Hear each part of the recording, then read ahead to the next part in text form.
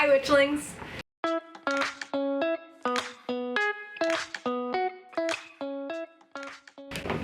Welcome back to my channel. My name is Catholic Witch Hunt and I am sitting on the floor today. So if you weren't aware, I'm moving. I've mentioned it like 300,000 times. And my old setup kind of got messed up and I felt like filming right now and I didn't want to wait for the AC to turn off because it messes up my audio, so we just decided to go for the nice floor. You get to look at all my pores. All my breakouts. So very exciting. Today I am rating pop culture witches. This is a very special episode of CWA Reacts. It's kind of a spin-off from my TikTok series, A Real Witch Reacts, where I rate TV shows and movies to see how accurately I feel like they depict witches. I am not necessarily going off accuracy, but how much I as a witch enjoy them, and also accuracy. So very similar, but we're doing iconic pop culture witches as according to Looper. If you don't know what Looper is, this is Looper. I'm not going to be showing my screen, but you will see a little picture pop up next to me of like which witch I'm talking about. Which witch?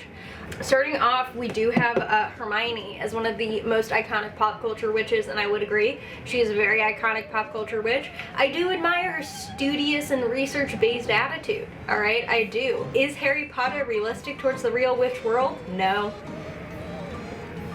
Not even a little bit. Like, it's very fiction-based, and I have seen Harry Potter be used to insult real-life witches, and also J.K. Rowling as a TERF. So I've been a little bit, gonna have to give Hermione a nice little 6 out of 10. Actually, I'm gonna bump that down, 4 out of 10. I do love Hermione though, like I love her. Next up is Scarlet Witch. No one looks at the Marvel Cinematic Universe and thinks it's realistic, okay? I have never seen a real witch be insulted based off Scarlet Witch. If it has happened, let me know in the comments. So I'm gonna give her a solid 8 out of 10. Not accurate at all, but I love her. Oh! Roald Dahl's witches. I talked about this in my TikTok series, A Real Witch Rates.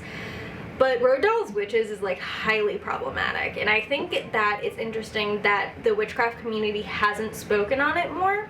And it's problematic for so many reasons, one of which is that it pulls from anti-Semitic tropes. And those anti-Semitic tropes are also the first things that caricatures and stereotypes of witches were based off of. I can put a link for that down below, but anti-Semitism has, you know, always been a thing and always been tied to witchcraft, and our first, like, what we see as a stereotypical witch with, like, the hooked nose and the hat was taken from caricatures and stereotypes of Jewish people. So I was very surprised that The Witches has maintained being a classic without any commentary on that, but other shows that still aren't great for witches but are a lot less problematic for a marginalized community aren't talked about because of that 0 out of 10. Sorry, Roald Dahl. Sabrina, the Eternally Teenage Witch. I have a confession. I have not seen Sabrina the Teenage Witch. I know, I'm sorry. I'm sorry. I should watch it, but I do think that one of those things where it's very clearly a sitcom, and I don't think people take sitcoms seriously. I think that the most problematic things for the witchcraft community in terms of stereotypes are like the Conjuring movies, which are horror and very much Christian propaganda. Like the whole third Conjuring movie was talking around the satanic panic and like conflated Satanists with witches and introduced ideas of like black and white magic, which are highly problematic terms as well. It's just one of those things that I just look at these kind of cult classics and I'm like, yeah, I don't really care. By the way, they do get rated lower the more problematic they are. Sabrina the Teenage Witch gets a nice 7 out of 10. Yeah. Charmed. I love Charmed. I am a fan of Charmed, okay? The Howell sisters, special place in my heart. Charmed is one of those things that I started watching after I like became a witch, and I was like, I want this so badly to be accurate, and it wasn't accurate at all. So like I watched the first episode and I was like, they have the trifecta on their book, this is legit, and then they stopped time and I was like, oh, I can't do that. I give them a 5 out of 10. I do think that they're pretty cool, but yeah. Hocus Pocus, cult classic, love the movie, but once again, you know, whole warts hooked nose type stuff isn't exactly the best thing to refer witches to, because it has a very heavy anti-Semitic trope. Do like that Sarah Jessica Parker was in it. Stygian witches from Macbeth. I mean, I'm not sure why these are pop culture icons. Hocus Pocus I get, but like Macbeth? I don't feel like the witches had that big of a role in Macbeth. Like, let's talk about Queen Macbeth. Lady Macbeth, excuse me. Lady Macbeth was an icon. Was she a witch? No. Did she lose her mind? Yes. But she's cool, you know? Apart from the whole, like, losing her marbles and killing people thing, she's pretty nice. Oh, The Craft. Yeah! I love The Craft. I think The Craft was one of the more well-researched witch movies in the past 20 years. Along with that was Practical Magic. Those are the two where you can definitely see some pretty strong elements of witchcraft in them. I am a fan, you know? I think that it's very obviously, you know, dramatized for entertainment purposes, but so is everything else. If you wanted to make a realistic witch TV show or movie, it would be very, very boring because we don't really do much. We just kind of sit around, collect rocks, maybe do a money spell every once in a while. But I do think The Craft is a really interesting movie in terms of looking at how power corrupts people. And I know this is like way too deep for The Craft, you know, like I will be the first to say it, I'm going very deep. But I do think it's interesting how we see Nancy as this wonderful, powerful witch that jumped into something too soon and lost her marbles. And I think that it takes away like a lesson that all witches can understand, is like you don't want to go in head first instead of heels first. And I do think that it's a way to look at how we interact with entities and how we use our powers, not powers, for good. 8 out of 10. Willow from Buffy the Vampire Slayer. Also haven't seen Buffy the Vampire Slayer.